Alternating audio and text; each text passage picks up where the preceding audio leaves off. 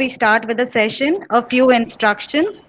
I would request all participants to switch off their mic and camera. All the participants are requested to be patient with technical glitches. Also, make sure a better connectivity strength at your end. Any doubts and queries should be posted in the chat box. Our speakers will make sure of addressing most of your queries. By any chance, if the speaker specifies any particular participant to unmute and speak, make sure to introduce yourself. Please do not click on present now or end call icon. Good evening, everyone.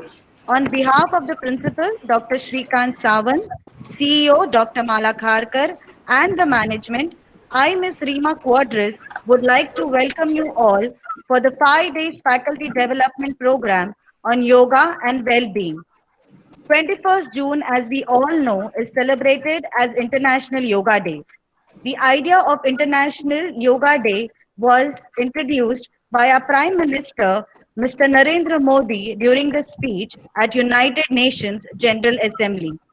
It is common knowledge that we adults combat stress in many forms every day. And during this lockdown, we have experienced stress at some level. Stress can reveal itself in many ways, including back or neck pain, sleeping problems, headaches, and an inability to concentrate, etc., leading to further health problems. Many studies over the years have claimed that yoga's incorporation can help improve a person's mental well being. Regular yoga practices can create mental clarity and calmness, increase body's awareness, relieves chronic stress pattern, relaxes the mind, centers attention. Just like you prepare the soil before you sow the seeds, we need to prepare the mind as we face new challenges. And with this objective, the college has organized the FDP on yoga and well-being with an aim that it will benefit all the faculties in various aspects of life and will also be helpful for them to teach students the credit course of yoga and well-being introduced for the second year students from the academic year 2021. I now request our principal, Dr. Shrikant Sawant, to address all our participants. Thank you. Hello, everyone. Good evening and a very warm welcome to you on the occasion of hosting this 5-day faculty development program.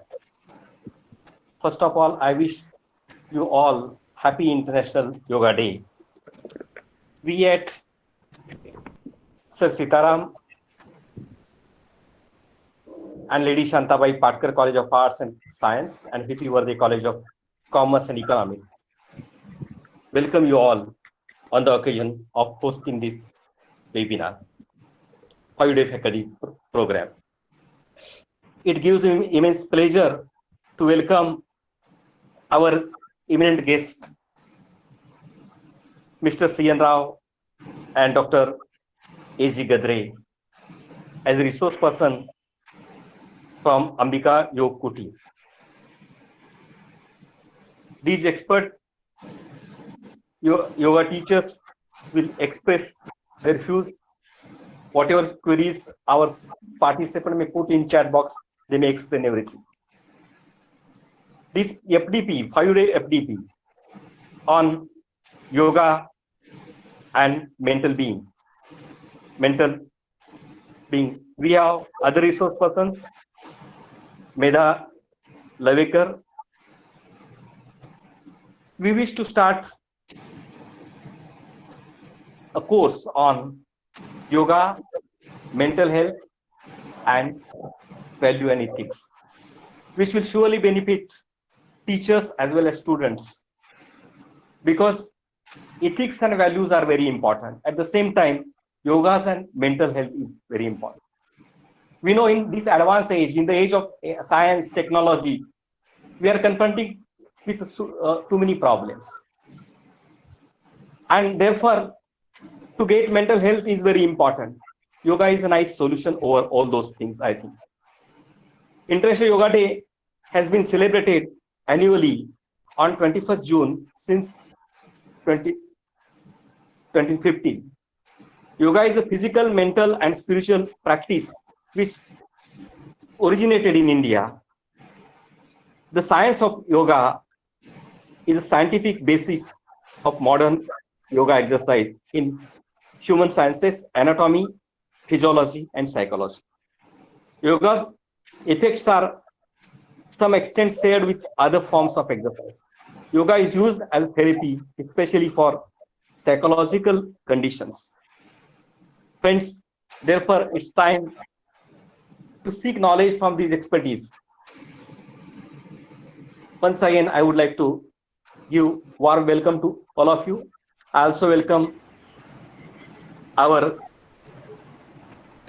CEO Malakharkar, my colleagues, and all others participants.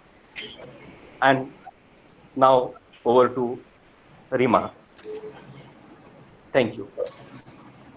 Thank you, sir, for your encouraging and brief about the benefits of yoga. I would now request Dr. Mala Kharkar, the CEO, to kindly address the crowd, kindly address the participants, and give us knowledge more about the course. Thank you. Thank you, Rima.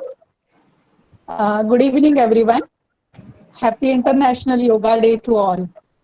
It is said that yoga is beyond asanas and pranayama. It's way of life. So I wish that let yoga be a way of your life. This FDP is a third FDP in the lockdown period. First two FDPs were need of an hour because we are going offline to online teaching. But this FTP is need of every hour and every moment of our life. Everyone should have good mental health and well-being. As you know, we have introduced yoga and well-being as a 2-credit course for our SY students.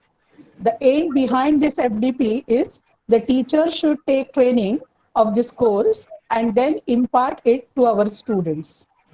I thank Rai sir, Rima ma'am, and Swati madam for their help in designing the course. And thanks to Gadre sir, Rao sir from Ambika Kutir and Medha Lovekar madam for their valuable inputs to modify the content. The teachers are always there for the students.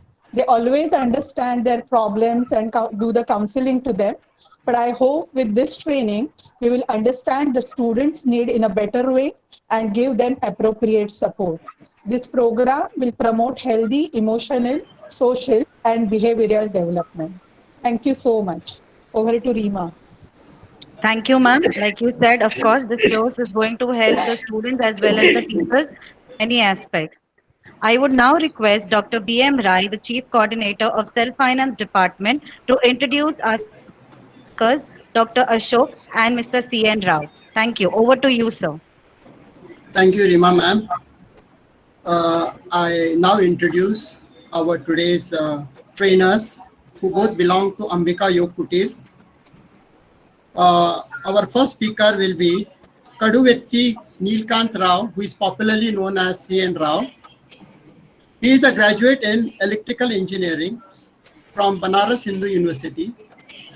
He is an entrepreneur who has his own business, namely New Era Engineering Works, manufacturing precision components. He has been teaching yoga for the last 30 years, and presently he is the head at DJ Ketan International School. Besides, he also conducts courses on yoga for educational institutions and corporates. Our second speaker, Dr. Ashok Gadre, is all known to us. He was our ex-principal and HOD of chemistry department. Sir was involved in yoga in 1986 and started yoga classes in Patkar College in the year 1988. Thereafter, he has started a number of centers and he has been mentoring the centers such as A.B. Goregaonkar School, Shastri Nagar, and DJ Ketan International School. Besides, he has also started centers at Agashi and Arnala village in Virar and Thakur College at Kandivali East.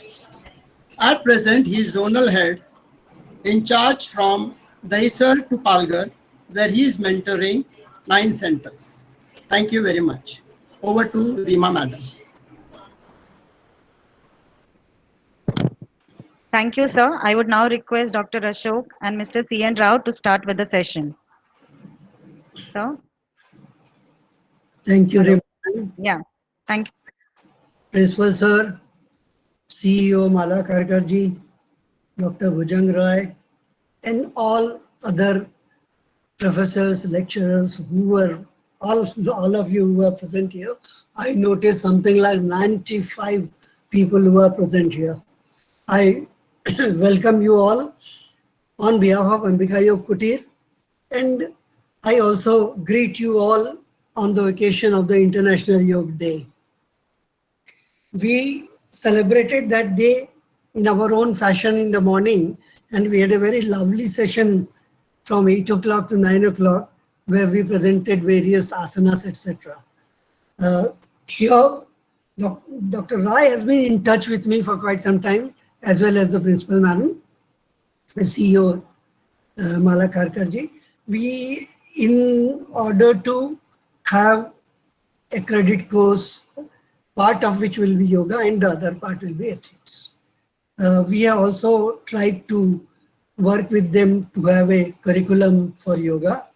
Dr. Gadre is also with us, since he is very much familiar with you all, so this should not be a very difficult task for us. Today, I will just introduce you to yoga.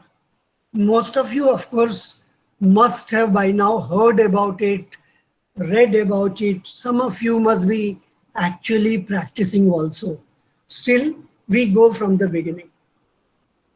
I would be switching over from English to Hindi and Hindi to English as and when required. If any one of you do not understand anything, just put your question in the chat box. I will try and cover it in whichever language you prefer. See, yoga has been it's a science, number one. Let us be very clear. It's not a mumbo jumbo, it's a pure science. It's a pure science, and it is an art of living. It just teaches you that, how to live life in a composite, samagra manner. So that yoga has been in this country for ages. Actual start of yoga is really not known. What is known is that, as the legend goes, the first yoga teaching was imparted by Lord Shiva Shankar to his spouse Parvati. That is the beginning of yoga as it is known. Later on, this yoga has come down through various stages. In between, there was a lot of tantric aspect to this yoga. Tantra became the main part of the yoga, and lot of various activities came into it. Towards something like fifth, around the time Gautam Buddha and Mahavir Jain came into our India society, yoga had become something like a very tantric oriented thing, and then they introduced moral values, yam, niyam, and things like those, and they went into it in an entirely different fashion. For them, first thing was meditation, and through that it was decided to do yoga.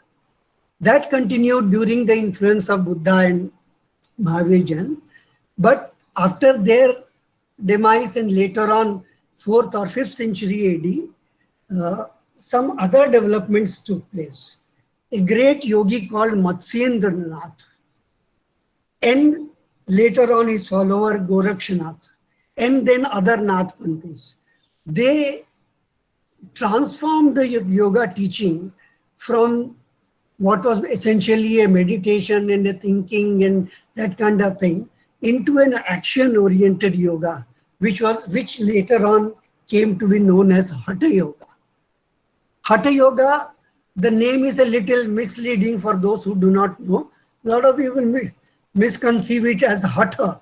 Hatha meaning doing something jabardasti, doing something forcefully. It has nothing to do with doing anything forcefully. Ha and tha, they indicate two of the pranic forces in our body. Ha indicates Surya and Tha indicates Chandra in our Nadi system. Before we go into the details of that Hatha Yoga, I'd like to tell you, if all this was actually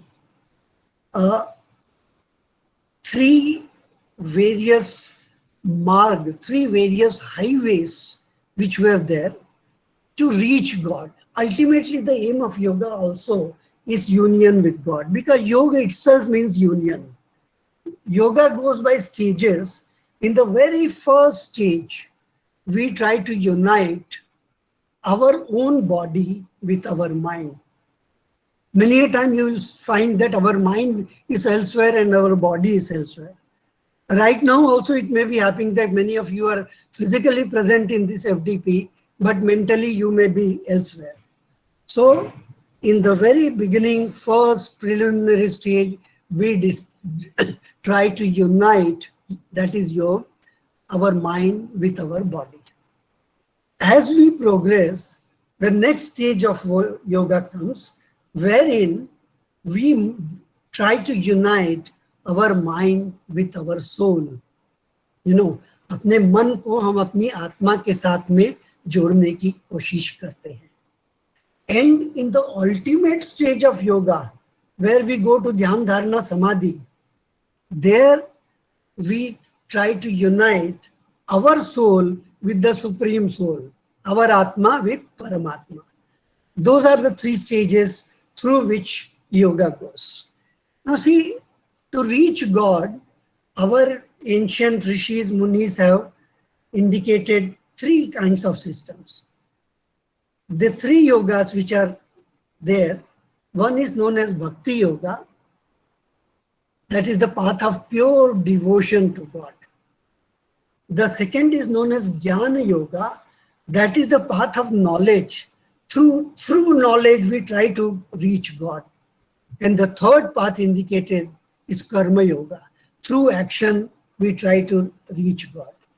This, out of which the Bhakti Yoga, you know, you would have heard of, say, Mirabai, Surdas, Tulsidas, Chaitanya Mahaprabhu. These were all the people who reached God through their pure devotion. They had no, I mean, you know, Mirabai sang very famously, कि मेरे तो गिरधर गोपाल दूसरो न कोई. You know, तात मात ब्रात बंधु आपनो न कोई. She was so clear that she has only God as her aim, and no, neither father nor mother nor husband, nobody she has any relation. So that is the path of the pure bhakti. The second path is the path of knowledge. You must have heard of Adi Shankaracharya. He was the great proponent of this mark of reaching God through the path of knowledge. Vedanta is his creation, and through Vedanta and through Advait part of the Vedanta, he initiated the path of Jnana Yoga. The third type of yoga is the Karma Yoga, of which Hatha Yoga is a part. Here, through action, we try to reach God. Now what happens is that we general public, we always are little confused, little mixed. We neither follow the Bhakti Yoga, nor we follow Jnana Yoga, nor we follow Karma Yoga. Sometimes we go to Bhakti Yoga, sometimes we go to Jnana Yoga, sometimes we go to Karma Yoga. So the course which yoga has taken now, Hatha Yoga, beautifully combines all these three. Very beautifully combines all these three paths, and depending upon your nature, you know, everybody is born with an essential nature. There are people like you who are knowledge oriented. You know, you are teaching, you have great faith in knowledge. There are people who are bhakti oriented, and there are people who are karma oriented. This Hatha Yoga is a very beautiful combination of all three of them, and as we go, we will discover it slowly. Now, what happened was, as a, during the time of Buddha and Mahavira, another yogi was there. He was known as Patanjali, Rishi Patanjali. Now, Patanjali did one beautiful work. He combined and collated and made a kind of system for the first time, wherein various systems were combined, and it was in the form of yoga sutras. Sutras, you can say, in your language, I can call it as a formula, So he combined this yoga into yoga sutras. And sutra is what? In ancient times, there was no printing, no writing, everything was verbal. So in order to convey certain things, sutras were formed. For example, I'll just give you one simple example. In Patanjali Yoga is described as Chitta Vritti Nirodha. That's it. That covers the entire yoga in one. Yoga is Chitta Vritti Nirodha. In three things, entire concept of yoga is covered. So that is one sutra. Like that, many sutras are there in Patanjali Yoga Sutra, and it is divided into three paths: Samadhi path, Kaivalya path, etc., etc. We will go into it in detail when we take up your actual distance. Now, so during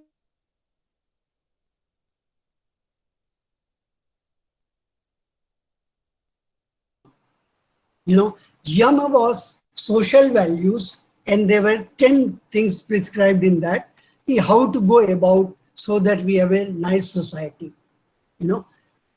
So those 10 parts are there. We'll come to that a little later. Similarly, niyams were formulated as a sort of personal, moral, ethical rules, which we all follow in order to develop ourselves personally. So yam was social and niyam was personal.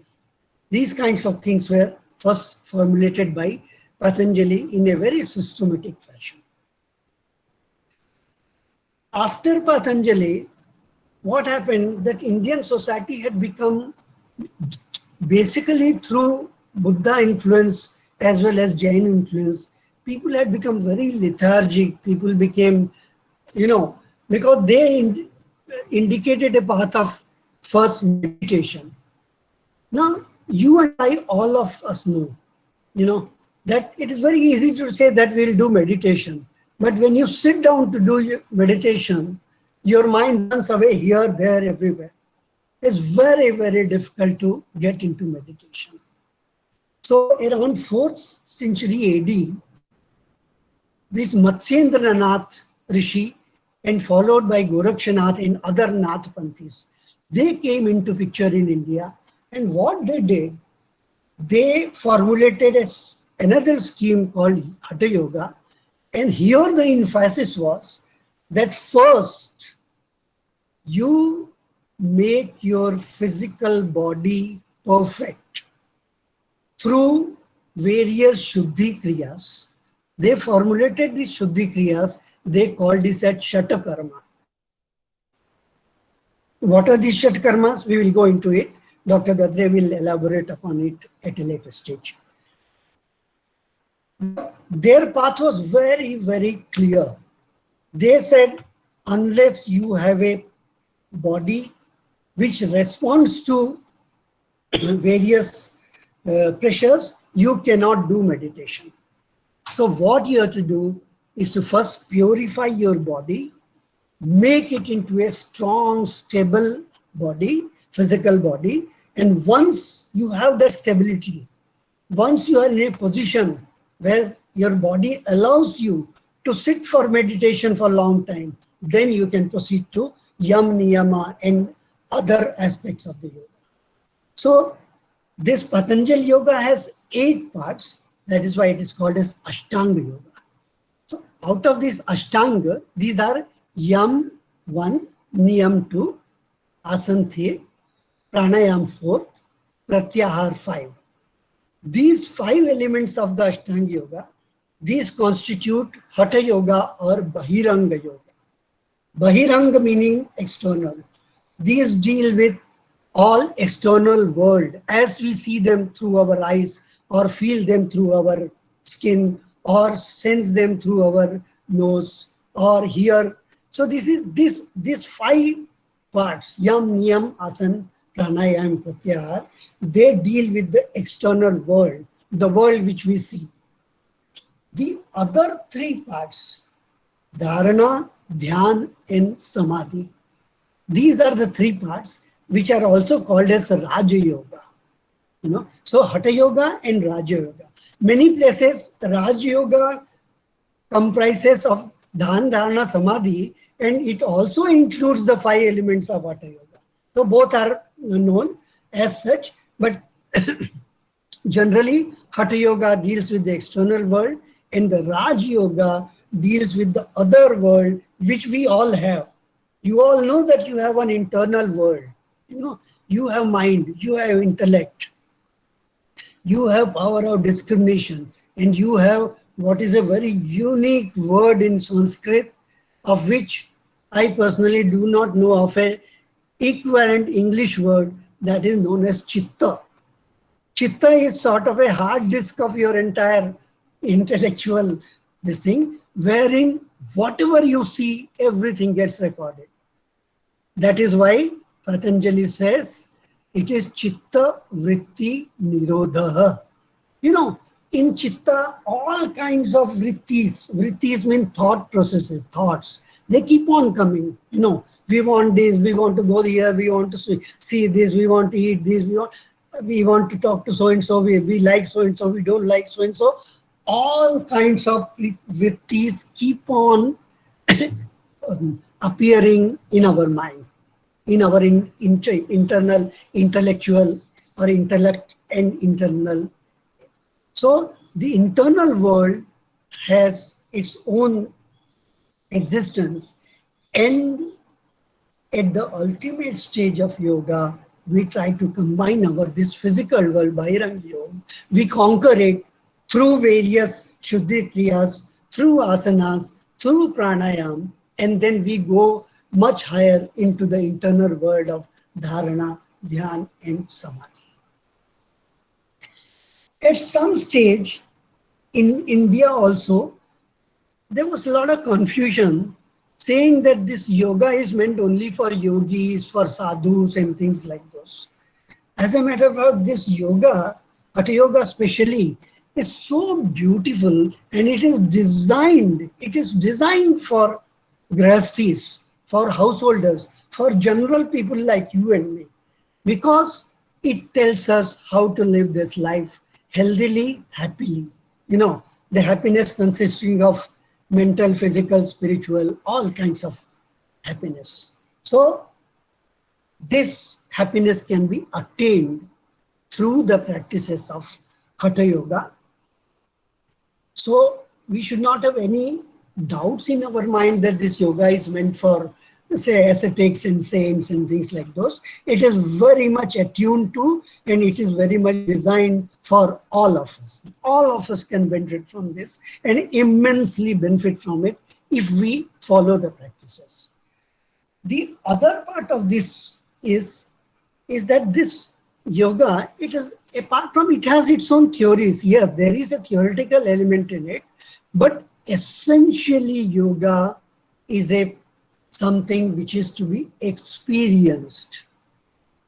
That is why in our classes we tell it is Anubhav ka Shastra. Each one of us has to experience this by practicing it. Just reading it won't do. It is like this. You can read all the cookery books, and you know how to make pulao, you know how to make biryani, and you know how to make all kinds of dishes. But that's all theory. Unless you actually make it, you will never be able to succeed in it. It is something like this in yoga also. Just reading the books and becoming knowledgeable has no value in this yoga. You have to practice yourself, and each of one of us we have our own unique experiences. It is not that everyone will have the same experience. Each one of us will have unique experiences. Now, I'm coming to what is the necessity for this. See, you must have seen in present time, everywhere they are saying, COVID, what you want to do, you have to develop immunity. How to develop immunity? And this yoga is the best part. And it is so simple, and it is absolutely, what I would say, unique in the sense that you do not need any equipment, you need not spend any money, and you need not go to any place. All within the confines of your house, your room, you can do this.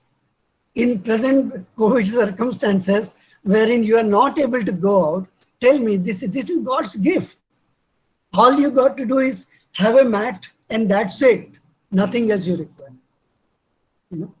So right now, this becomes even more relevant than what it was. First thing. Second thing, see, you must have realized, most of you must have realized, we all have this body, physical body, and it is like a very beautiful machine. It also needs oiling, overhauling, cleaning, rest, etc. This yoga, which we teach, will give you this. It will tell you how to look after your body. After all, you undergo mental strain and stresses. You also go physical strain and stresses. This one will enable you to restore that. That is so far as the physical part is concerned. So far as mental part is concerned, you see, this yoga has a very unique scientific theory. And the theory is what, it's very simple. It just says, by controlling, please pay attention, by controlling your breath, you can control your mind. This is the essential, fundamental tenet of Hatha Yoga. That by controlling your breath, you can control your mind. Can you believe it? Mind is a different thing, and breathing is a physical thing. How can you control mind with physical breathing? It looks like that in the beginning, but just listen, just pay attention to it. Try next time when you are very angry or upset, just see how you are breathing. Try next time when you are listening to a beautiful, calm, serene music, and see how you are breathing. Try and observe next time when you get into argument with somebody, immediately see what is happening to your breath. You will find that as and when you are agitated, angry, upset, immediately your breathing rate goes up.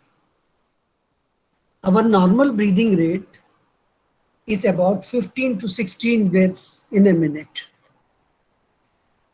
As soon as we get angry, two things happen. Immediately the breathing rate goes up. It jumps to 40, 50, 60, sometimes even to 70 and 80 breaths a minute. Similarly, when we are very peaceful, calm and quiet, what we breathe as 15, 16 sometimes comes down to 14, 15 or 13 also. So there is a direct connection between the state of the mind and state of breathing. And our yogis, they were so smart. They just thought, okay, this is what is the connection. Then let us attend to our breath. Let us control our breath. Let us try to regulate our breath. Our breath is involuntary all the time. We don't think and breathe. It goes on. We don't even bother about it. But they thought about it and they said, let us control our breath. And through the controlling of our breath, we will control our mind. And the pranayam is nothing but that. With the help of pranayam, we control our breath. And then through the breath, you will find slowly that you are becoming calm, you are becoming quiet, you are becoming thoughtful, you are becoming intellectual, and you are able to control the situation as per your knowledge and as per your mind. This is the beauty of this yoga. So all of us, we have to practice this, then we need. For your students, this is a God-given gift. You know, when you are young, as usual, your mind is very chanchal. You know, not even young, even at a later stage, our mind is ever jumping from here to there, there to there, there to there. So for the students, if they practice this, the direct benefit will be that they will be able to concentrate on their studies. You know, in our times, the distractions were very few. Now, you know, students have too many distractions. Half their time goes up on WhatsApp, on Facebook, on YouTube, on whatnot. And very rarely they are able to concentrate on their studies or other things which matter. Most of the students, you will find that they will be chatting till 11, 12 in the night with their friends, get up late in the morning, be lazy in the morning. This is happening. It's a social fact, and we must all acknowledge it, and we must act upon it to bring it back to normal.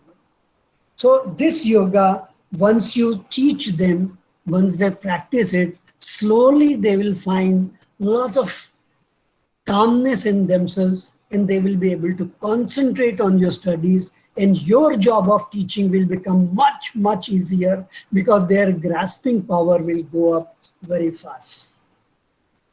This will be the benefit so far as things are concerned. For you, I'm also coming to some other things. You see, in yoga, all we use is water, air, and maybe a pinch of salt. That's all that we use to keep you healthy. Does that require money? Is it very expensive? What happens today? That you got a headache. You simply run, go get one paracetamol and take one crocin, one something. What we don't realize is that this headache has 15 different causes. It may be blood pressure, it may be diabetes, it may be lack of glucose in the blood, it may be hypertension, it may be just stomach upset. That also causes headache. So there are various things causing headache, but what we do is that we go and take one tablet.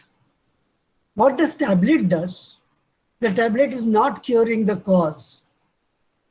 The tablet is just dulling the sensation in your brain so that you don't feel the pain. That's all that Aspro is doing, that Anacin is doing, that paracetamol is doing. It is not attacking the root cause of your headache.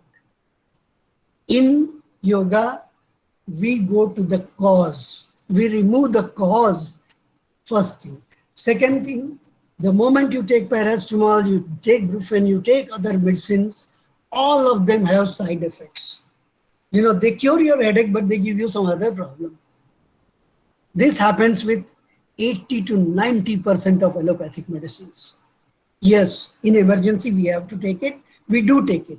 But I would urge you all to try and avoid taking medicine as much as possible. And believe me, if we do our course sincerely, your frequency of going to any doctor will come down by 95%. 95% you will not require to go to any doctor ever. This is so effective. And I'm telling you this with my last 30 years of solid experience during which I must have trained and treated thousands of people, literally thousands of people, you know. And this is not an exaggeration. This is not something which I'm trying to claim. This is something which yoga does beautifully and in a very, very natural fashion. So we all have a very beautiful body. It is the biggest and the greatest and the finest creation of God. Let us preserve it. Let us develop it. Let us keep it nice, healthy, happy, and young so long as we live, you know. And all the means are available with us without any expense, without going anywhere. It's all here. It's our science, and we, the rest of the world, you know. I went to America, and every street has a yoga class or a yoga studio or a yoga parlor. Sometimes it's really funny.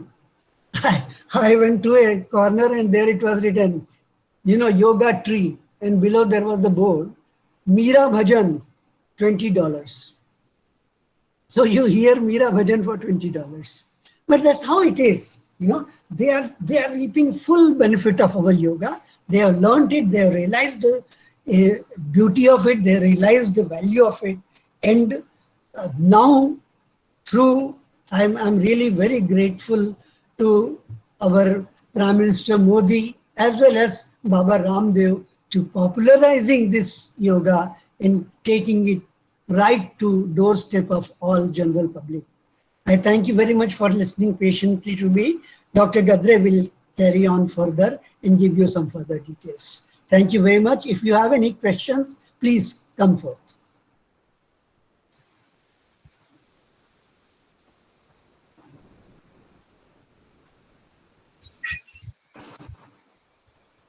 So should I start?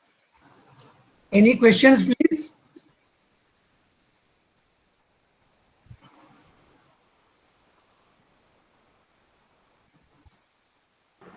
Dr. Gadre, I don't see any reaction.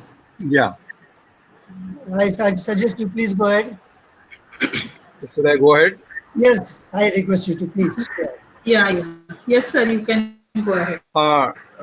Dr. Mala madam, how much time I should take now for completing the Sir, second part of it? it's 5:45. Sir, it's 5:45. Yeah. So you can go till 6:30, 6:30. 45 minutes. You want me to talk for 45 minutes? Okay. You know, as all these are teachers, you know, the effective listening, initially the graph goes up. After a certain time, it starts going down. But anyway, respected principal, Dr. Sawant, CEO, Dr. Mala madam, coordinator, Dr. Rai sir, other coordinators of today's program, all my colleagues, friends, all teachers, thank you very much for giving me this opportunity to meet all these teachers again after many, many years. Thanks a lot. Rao sir ने, मैं थोड़ा हिंदी में भी बोलूंगा, अंग्रेजी में भी बोलूंगा, जो योगा का इंट्रोडक्शन दिया आपको बहुत ही अच्छी तरह से दिया है. He has narrated the subject very nicely, very perfectly, very systematically. All of you must have understood it very well. योग क्या है, उसके कितने प्रकार है, उसकी जरूरी क्या है, हठ योग क्या है, और इस सारे से physiological, mental and various types of benefits क्या है, योग की हिस्ट्री क्या है, right from Lord Shiva it came down up to our Manav. तो ये सारे के बारे में बहुत ही अच्छी तरह से राव सर ने बताया है।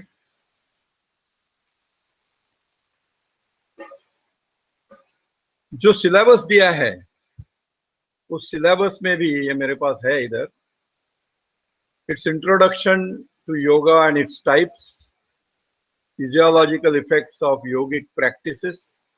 We have, Rao sir has covered it in short, not in details, but in brief, all these points have been very nicely covered. Practical applications of yoga in daily life. Now, little bit more regarding Hatha Yoga and what Rao sir has said in his speech about the cleansing processes before we start for Hatha Yoga. Hatha Yoga is basically, as Rao sir has said, is controlling your breath. That is balancing your breath. Ha is your right nostril and Tha is your left nostril. What we call it as Surya Nadi and Chandra Nadi. और वहां से breathing का control करना, balancing करना, इसे हटे योग। जैसे कि राव सर ने बोला कि when you are angry, your rate of breathing increases.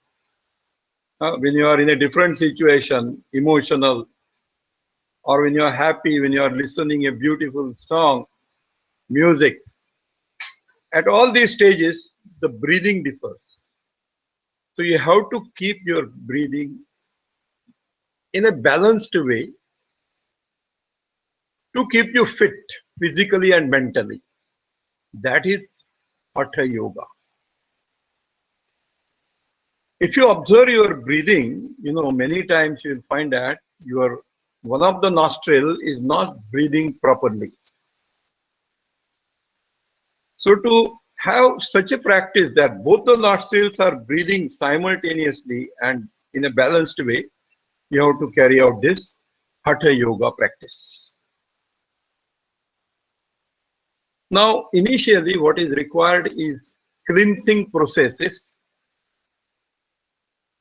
By doing all these 6 cleansing processes only, your 70 to 90% problems will run away. As rightly said by Rao sir, that 90% you need not have to go to doctor. That is because of just cleansing processes. Now, what is cleansing process?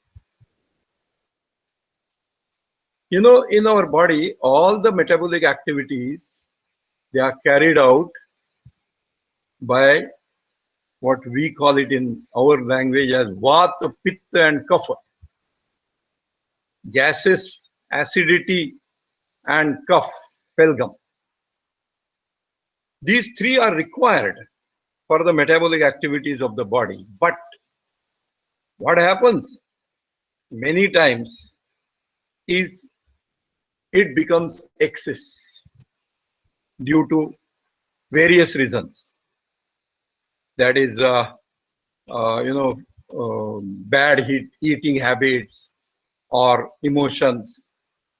There is an imbalance of Vata, Pitta and Kapha.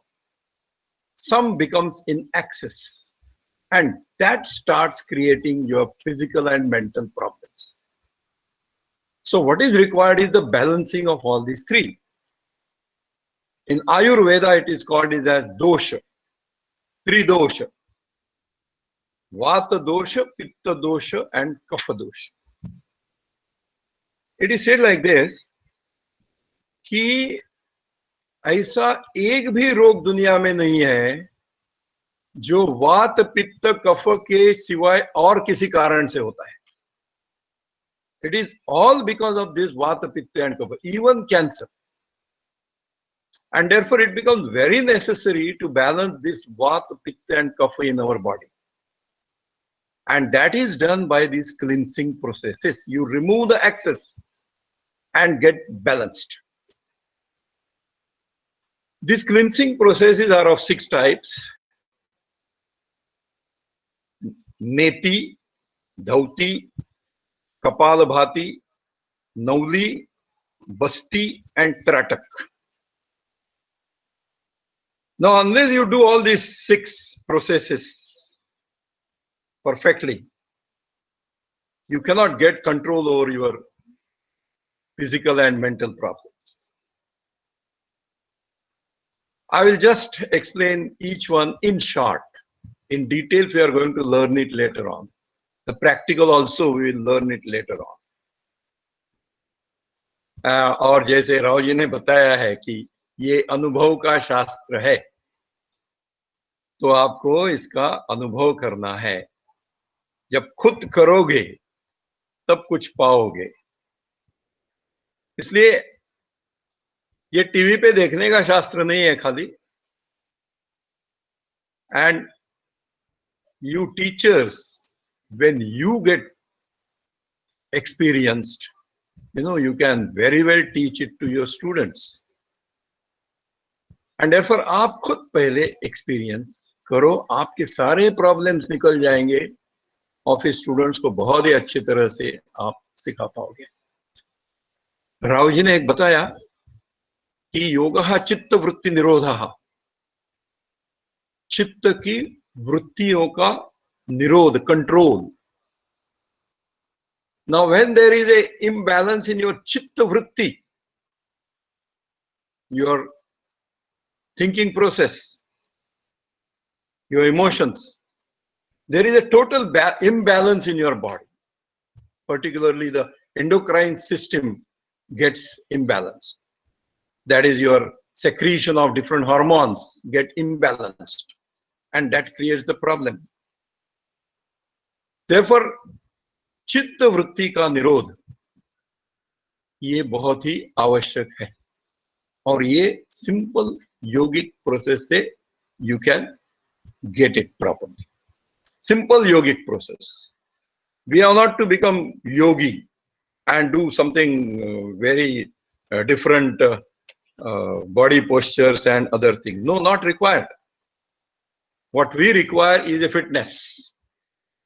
Mental fitness and physical fitness.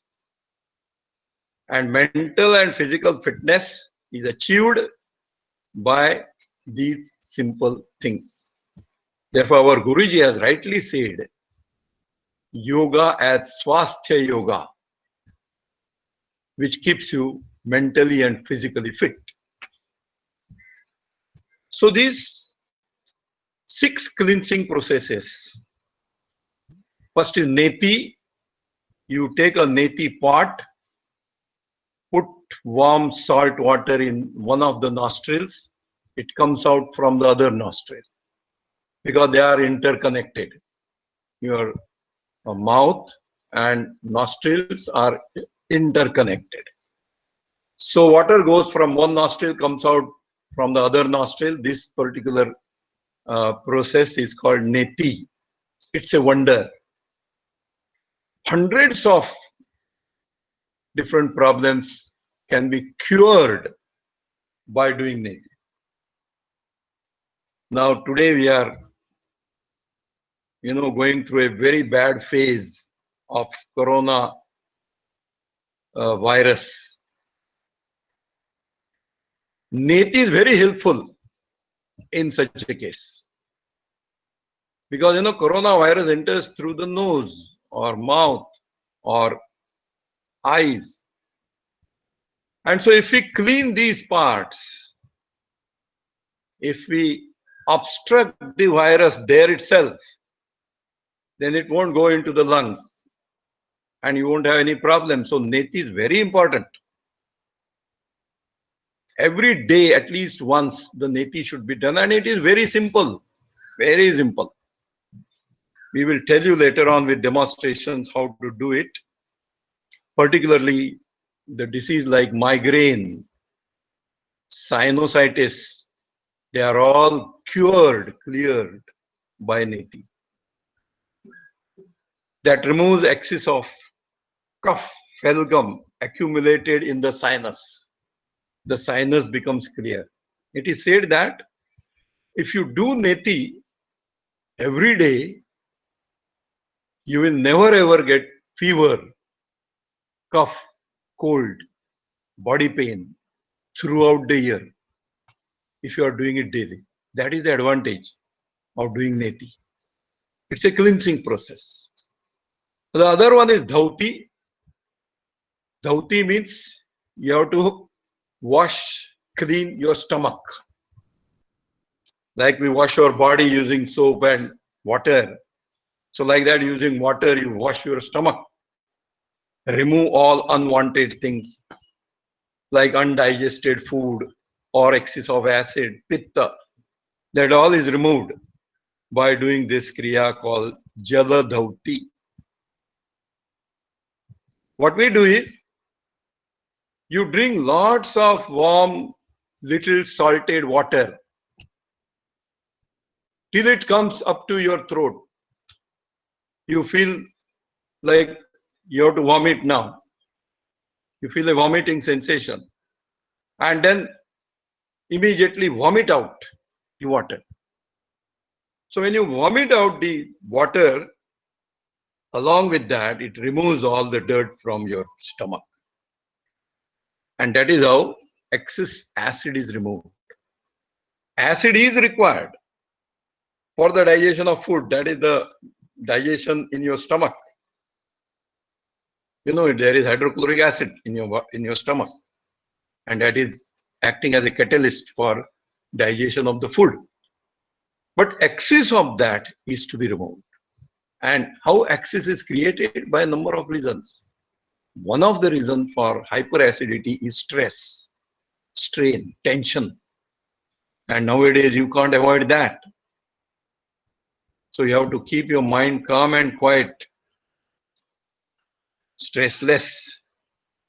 And for that, again, breathing exercises. So this excess acid is getting removed.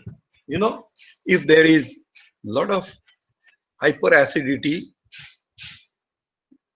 you have a heart problem, and sometimes the acid goes into your blood. That creates a lot of problems, and many times acid percolates up to the bones, and then the paining starts, knee pain, arthritis, rheumatic arthritis, then pains in your fingers. All that starts because of excess acid. It's not that if you don't have a burning, you don't have excess acid. There are many reasons for having excess acid, and that has to be removed by doing this jala dhauti, which is the second cleansing process. Now the third and very important cleansing process is kapala bhati, B-H-A-T-I, bhati, not bharati. Kapala bhati, that is the type of breathing which is little bit fast,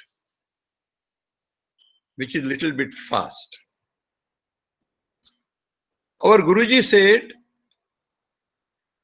that if you are doing Kapalabhati very regularly and very perfectly, you know, you can live for 100 years without any problem. That much is the benefit of Kapalabhati. In a normal breathing, we give little pressure for inhalation, and exhalation goes on its own. If you look at your breathing properly, you will find that in a normal breathing, it is little bit inhalation requires little force, exhalation goes on its own. In a Kapalabhati, it is exactly opposite. Exhalation is forceful, inhalation is little bit on its own. And therefore, there is a difference between this process. Now, when you exhale forcefully, what goes out more is carbon dioxide. And therefore, this toxic gas is given out in a more percentage, more amount from your body by doing this Kapalabhati. Therefore, a reflex action, you can take in more amount of oxygen inside through air. Therefore, Kapalabhati, by doing Kapalabhati, you increase the amount of oxygen in the blood. Because it goes to lungs, and from lungs it absorbs in the blood. Hemoglobin level increases. You get more amount of oxygen in the blood, and by doing asanas and by doing other, yogic kriyas, the blood circulation becomes very fast, very nice, and the oxygen gets supplied to each and every cell of the body, and each and every cell gets activated. So you get energized. Your entire body becomes active. There are hundreds of benefits of Kapalabhati. We will tell you all that later on. One important benefit I have told you, that it increases the oxygen level. Nowadays, oxygen level is very important. Again, in this corona situation, the lungs becomes very weak. The breathing capacity goes down. The oxygen level goes down. You don't get proper supply of oxygen to heart and other, your body organs. You start becoming weak and weak. So to avoid all that, what is important is breathing by Kapalabhati every day for a certain time.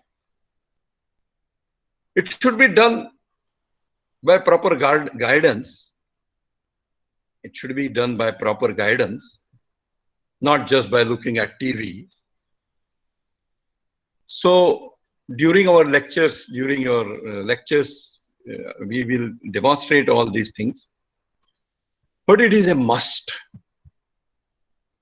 This cleans the lungs. Our lungs have alveoles, that is called air sacs. Left and right air sacs, left and right lungs, there are about 3.5 lakh air sacs in left side and in the right side,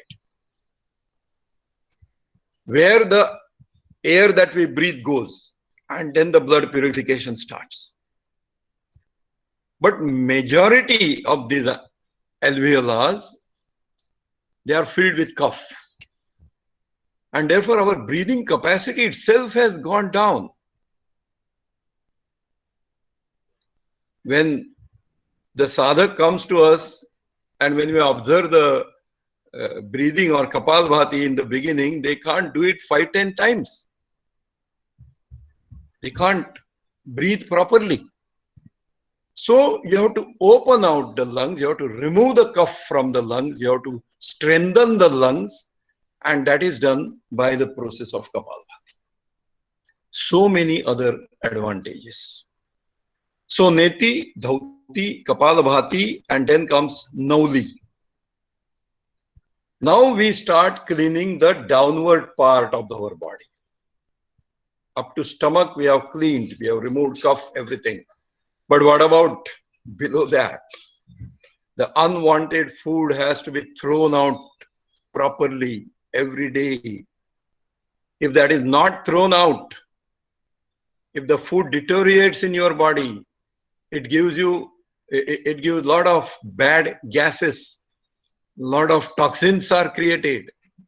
And all these poisonous gases, if they are not removed, they keep on moving in your body.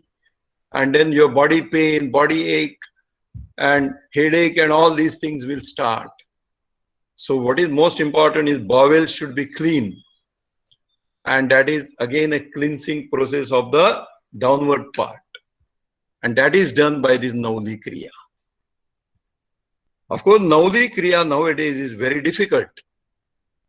And therefore, we ask you to do the supporting kriyas or supplementary kriyas, which are called Agnisar and Uddiyan. That is moving your stomach fast by in a systematic manner. After total breathe out, then don't breathe in and then start moving your stomach. That gives total exercise to the digestive organs. That gives total exercise to small intestine, kidney, and other digestive organs, which create number of juices for the digestion process. These Agnisar and Uddiyan are very helpful in strengthening the digestive organs, in strengthening the process of digestion. There are a number of juices created, there are a number of hormones created in the body. Like, for example, insulin is required for burning of sugar. That is done in pancreas. If insulin is not properly secreted, then you have a diabetes. Now, if these organs are activated, then the secretions are proper, and then you are out of all these problems. So, cleansing of bowels is again very important, which is done by these Agnisar Uddiyan. Neti, Dhauti, Kapalabhati, Nauli. And one more thing is told, and that is called Basti. Basti means enema. Many people have problem of motion. It is hard. It takes time. It bleeds. There are perforations on that, and all these various types of diseases. So what is required is a clear motion, and for that, now many times doctor proposes enema. That is, insert water forcefully and then clean out the things. What we do here is not that. What we do here is again the supplementary asana or supplementary part of that, and that is called Shankha Prakshalan. Shankha, which we keep in our what you say, भगवान के नजदीक हम रखते हैं. Now, उस शंख में यदि आप पानी डालोगे तो सीधा नहीं बाहर पड़ता है, घूम घूम के बाहर पड़ता है. In the same way, you drink some amount of water early in the morning, lukewarm water, and then do certain asanas, so which will give twist to your stomach, and then that moves the water inside. The hard motion becomes loose, and within 10-15 minutes you have a very good motion. So that is called Basti Kriya. And then lastly, you have to increase your power of eyes and get rid of all types of diseases of eyes. And for that, what we require is Tratak. That is exercise of eyes, which in details we shall see later on.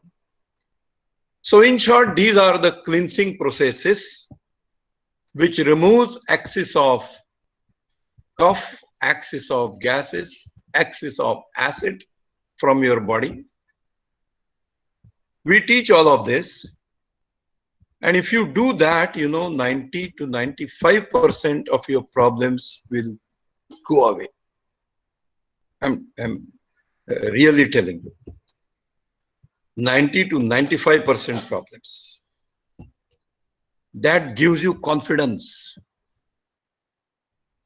What has happened nowadays is, आदमी अपना आत्मविश्वास खो बैठा है, डर गया है, अभी कोरोना से भी डर गया है, इसलिए घर से भी बाहर नहीं निकल रहा है.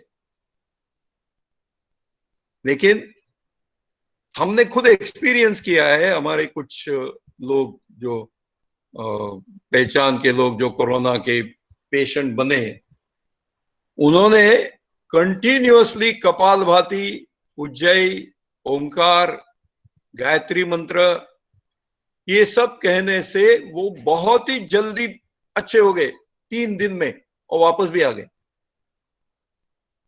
तो ये भी होता है, yoga as curative and yoga as preventive.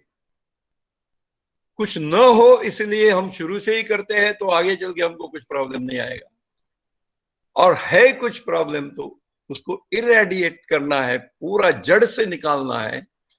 इसलिए ये सब क्रियाएं करनी है। जैसे राव जी ने आपको बताया पैरासिटामोल खाओगे तो क्या होगा, ब्रेन का जो सेंटर है जो आपको बताता है सर दर्द हो रहा है, वो सेंटर पैरालाइज पार्शली, ऐसे फीलिंग नहीं आएगा आपको कि सर दर्द है।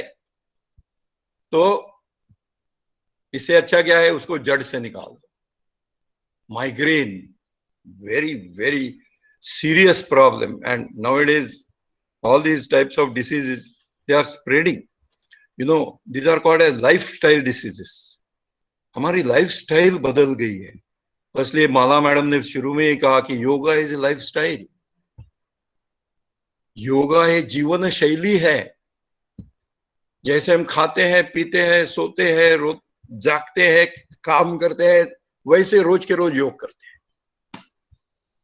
आप जब खुद के लिए आधा घंटा दोगे तो आप दूसरों के लिए और ज्यादा काम कर सकते हो। हम भूल जाते हैं हम खुद को, और दूसरों के लिए पूरा दिन हम कुछ ना कुछ करते रहते हैं, खुद को भूल जाते हैं।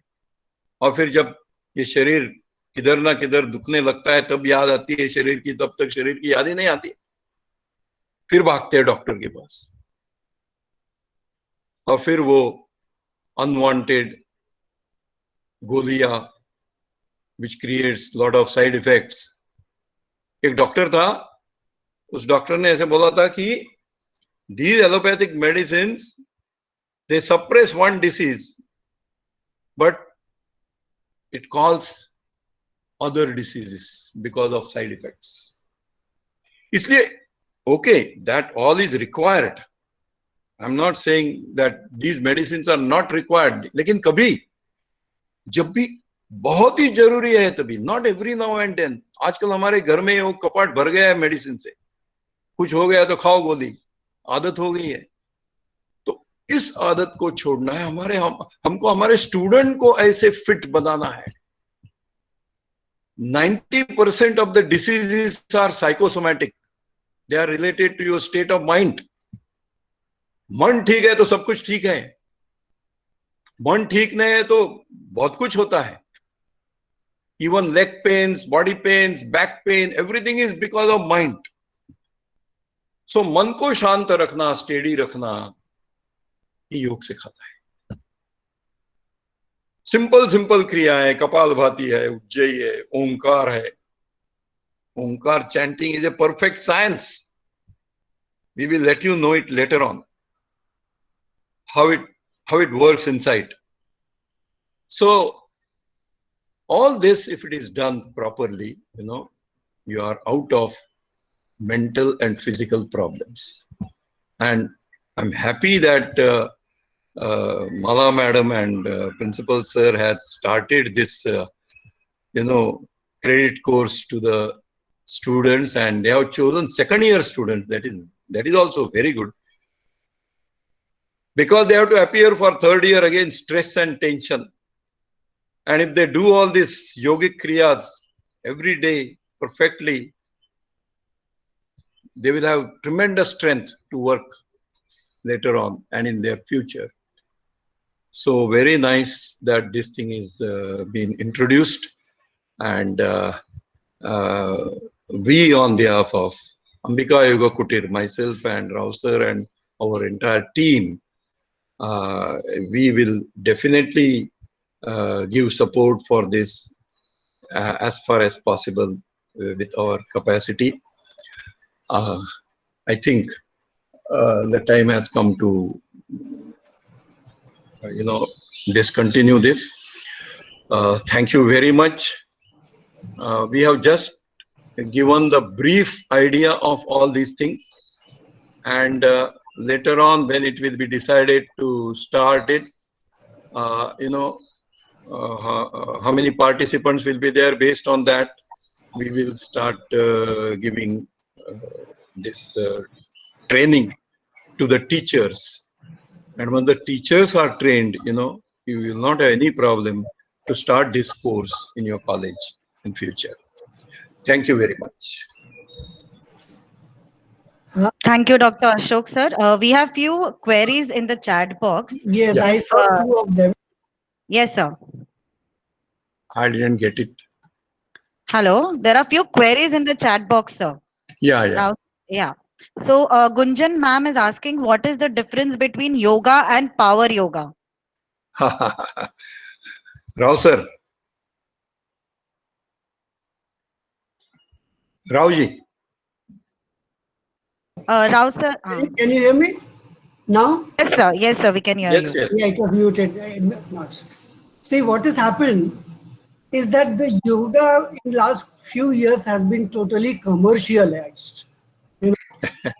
So each one to suit their thing calls it by different names. Somebody will call it power yoga, somebody will call it vinyas yoga, somebody would call it as hot yoga. I'll tell you a very interesting story. In America, one gentleman, Mr. Vikram Chaudhary, went from India. He started a system which he called as hot yoga. And all that it was that the room was heated, centrally heated, and he was teaching yoga in that, and he was calling it as a separate system as hot yoga and charging big fees for it. So there is nothing like power yoga or non-power yoga and all that. These are all basically flowing from Modified form. Yes, these are just somebody emphasizes on one particular aspect and gives it a nickname. One Iyengar emphasizes only on asana, gives it as a separate name as Iyengar yoga. So don't go by all that. These are all very simple, basic things. And once you do those basic things, you are through with that. You can progress as per your choice and your wishes. There was one more question. Somebody was asking, how long will it take to become a competent yoga? Right? Yes, sir. See, how long will it take? Our basic simple course takes about 10 to 12 weeks. Simple course, wherein you get the basics of Hatha Yoga. Our pranayam course takes 2.5 years.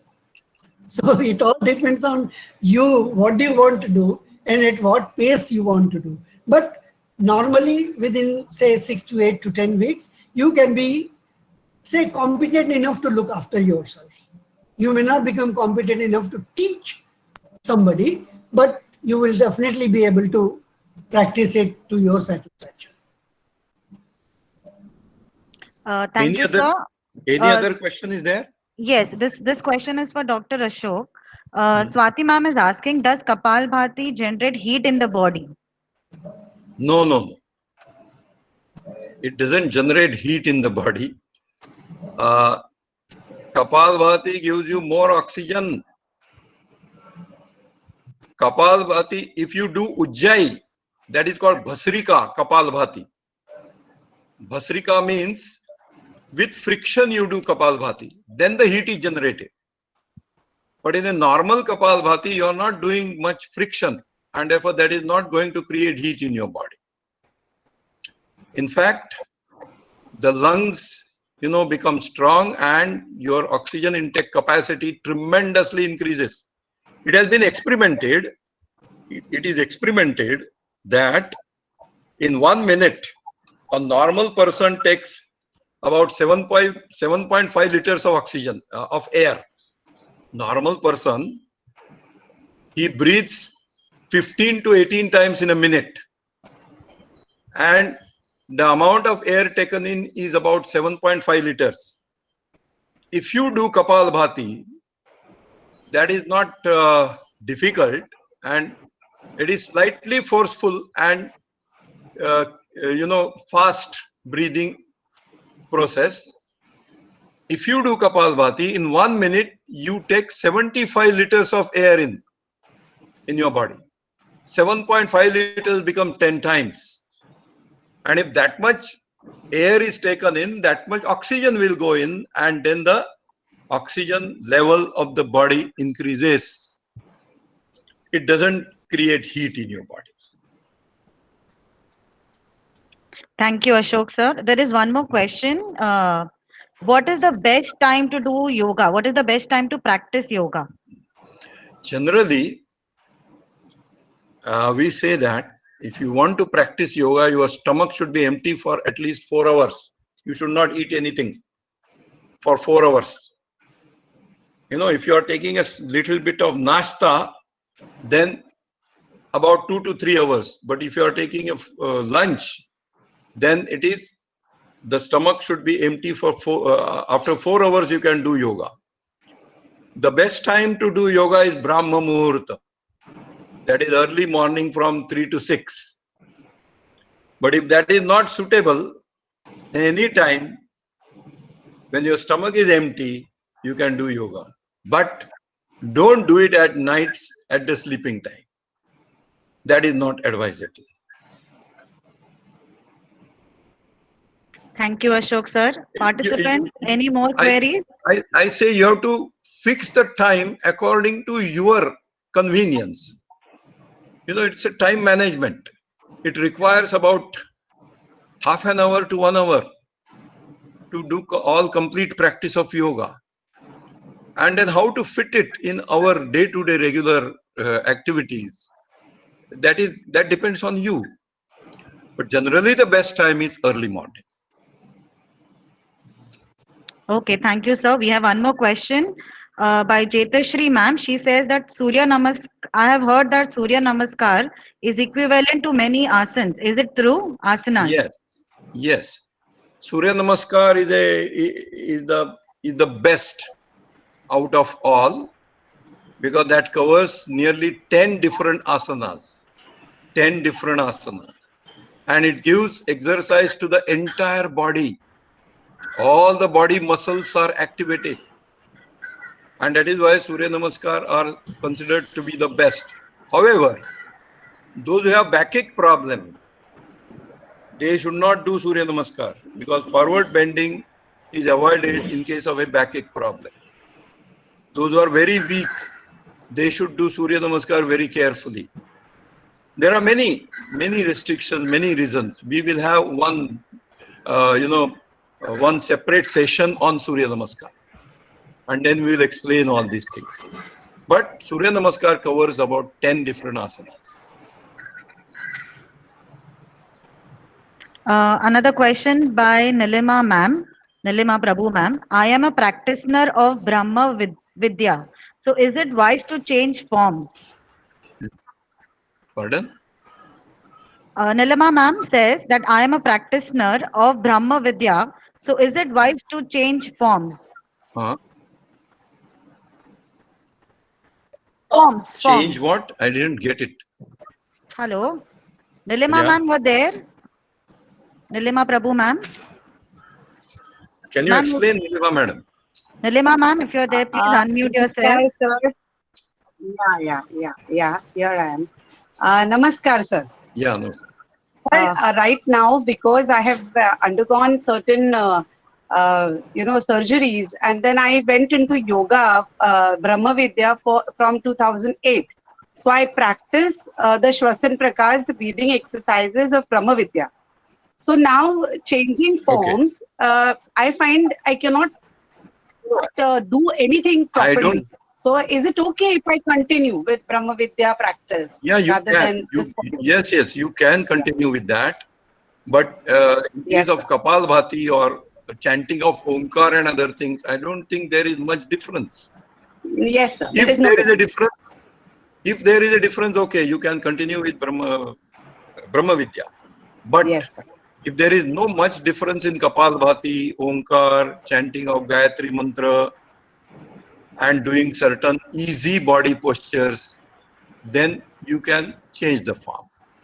Another thing, if you have undergone any operation, then for 3 to 6 months, you cannot do asana or any type of exercises. After that only you can start. You can do meditation, you can do Omkar, you can do Gayatri, but you cannot do any body posture exercises. Okay. Yes, sir. Thank you, sir. I've practiced yoga. I have done yoga for 15 I years. know. But after my surgery, I changed to this form because this know. doesn't have many difficult postures. Yes. Yes. So Fine. it then covers you- all our yoga. It covers you all our can- yoga also. Thank you so much, sir. Thank you so much. खूप छान वाटलं, तुम्ही छान बोललात sir, खूप छान बोललात. Thank you. Any other question? Sir, for how much time minimum yoga should be done? And what is the ideal time gap between, should be kept before eating and after doing yoga? As I told you, before eating means your stomach should be empty at least for 4 hours. After doing yoga, you have to take rest for about 10-15 minutes, and then you can have your breakfast. Then you can have your breakfast. Another thing, what you asked, another thing? The ideal, What the was the other minimum part? time of practicing yoga. That depends on you. Yoga practices are done very slowly, not like practices done in gym or aerobics. So you have to give proper time for all these things. Minimum time required to complete whatever we are going to cover is about 45 minutes to 1 hour, if you want to do everything. But sometimes what we suggest is, Shuddhi Kriya, yes, you have to do it every day. But asana, all according to your body posture, according to your capacity, you can choose certain asanas. There are different asanas which are done by lying on the back, lying on the stomach, standing, sitting, all different types of asanas are there. You can do it as per your capacity. And so that takes about 15 minutes or so. But Shuddhi Kriya is a must, because that is the basic of the to keep you fit. And therefore that takes about 30 minutes, and later on about 15 to 20 minutes asana. So it nearly takes 1 hour. Okay, sir. Thank you. There is one question from Dr. Yamgar sir and Shri ma'am. They say that how will irregularity in yoga or discontinuation of yoga affect our body? Or will there be any effect? You know, to reduce the weight in the gym, and then you do a lot of physical exercise, and if it is discontinued, you know, the experience is that you gain the weight again. Here it is not so. You are doing yoga regularly, and suppose there is a, of course, very long discontinuation will have no effect of what you have done in the previously. That's why it should be a lifestyle. That means as far as possible, you should do it daily. But if there is a discontinuation, then it won't affect your body. That is very certain. It is necessary that you should do it regularly as far as possible. Rao sir wants to say something. Yes, it will affect you only to the extent that you will stop feeling nice. You will feel very good while you are doing it. And That is true. If you leave it, you will suddenly find that something is missing. That is true. Anyway, before starting, let us not talk about leaving. Very true.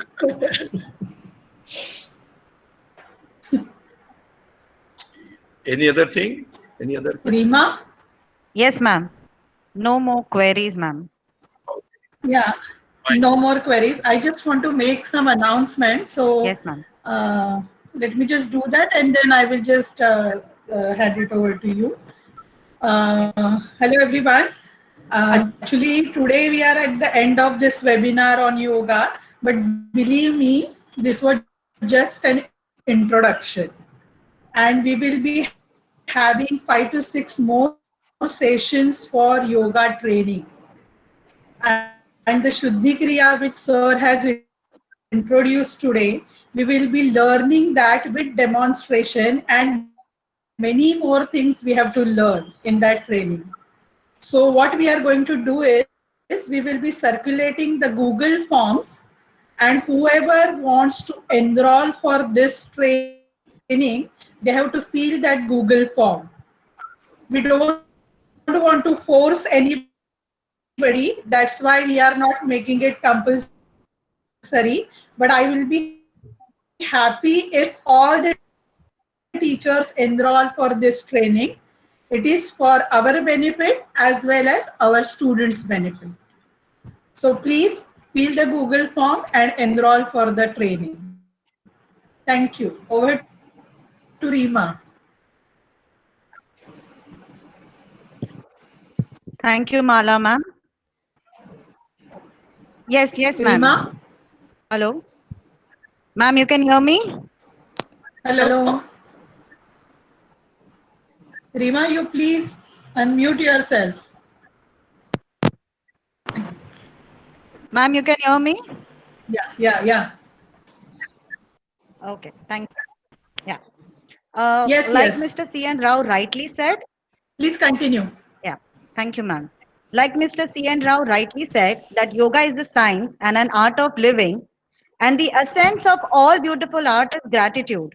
And with this very note, on behalf of the principal, our CEO, and the management, and all the faculties, I would like to express my gratitude towards Dr. Ashok Kadre and Mr. C.N. Rao for conducting the session on yoga. I am sure that all our participants have earned valuable insights and are encouraged to practice yoga in their daily lives. Thank you, sir, for narrating the history of yoga and the various stages of yoga. It is true that each branch, with its unique characteristics and functions, represent a very particular approach to life. Whether you are devotional or intellectual in nature, yoga has a path for each one of us if we start practicing it. Thank you, sir, for also clearing certain misconceptions associated with yoga. Also explaining us how yoga can provide a mental and emotional balance in our lives and helps us in being mentally and physically fit. It also helps us in detoxifying the toxins in our body. Like rightly said by Dr. Ashok, man shant hai to sab theek hai. Thank you, our respected faculties, for actively participating in today's session. With the same enthusiasm, we meet tomorrow at 5 p.m. for the session on mental health and illness by Mrs. Medha Lavekar, psychologist and counselor. Thank you, everybody.